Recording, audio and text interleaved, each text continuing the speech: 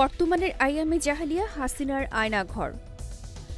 আয়নাঘর আওয়ামী লীগ সরকারের আইয়ামে জাহিলিয়াতের একটা নমুনা বলে মন্তব্য করেছেন প্রধান উপদেষ্টা অধ্যাপক মোহাম্মদ ইউনূস।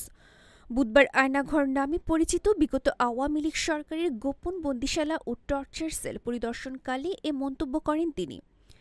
এদিন আয়নাঘর পরিদর্শন শেষে সাংবাদিকদের সামনে প্রধান উপদেষ্টা বলেন, নৃশংস অবস্থা, প্রতিটি জিনিস যে এখানে রয়েছে যতটা শুনি অবিশ্বাস্য মনে হয়।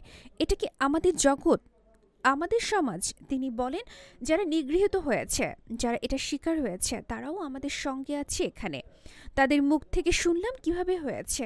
কোনো ব্যাখ্যা নেই। প্রধান উপদেষ্টা বলেন, এরকম টর্চার সেল সারা বাংলাদেশ জুড়ে আছে। বিগত সরকার আইয়ামে জাহিলিয়াতকে প্রতিষ্ঠিত করে গেছেন সর্বত্র।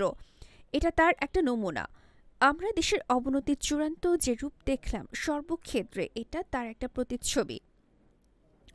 আয়নাঘর পরিদর্শনের সময় প্রধান উপদেষ্টার সঙ্গে ছিলেন আইন, বিচার ও সংসদ বিষয়ক উপদেষ্টা অধ্যাপক আসিফ নজরুল, পরিবেশ, বন ও জলবায়ু পরিবর্তন মন্ত্রণালয়ের উপদেষ্টা সৈয়দা রিজওয়ানা হাসান, গৃহায়ন ও গণপূর্ত উপদেষ্টা আদিলুর রহমান খান, উপদেষ্টা মাহফুজ আলম ও তথ্য ও সম্প্রচার মন্ত্রণালয়ের উপদেষ্টা মোহাম্মদ নাহিদ ইসলাম এবং স্থানীয় সরকার, পল্লী উন্নয়ন এবং সমবায় উপদেষ্টা আসিফ মাহমুদ সজীব ভুঁইয়া।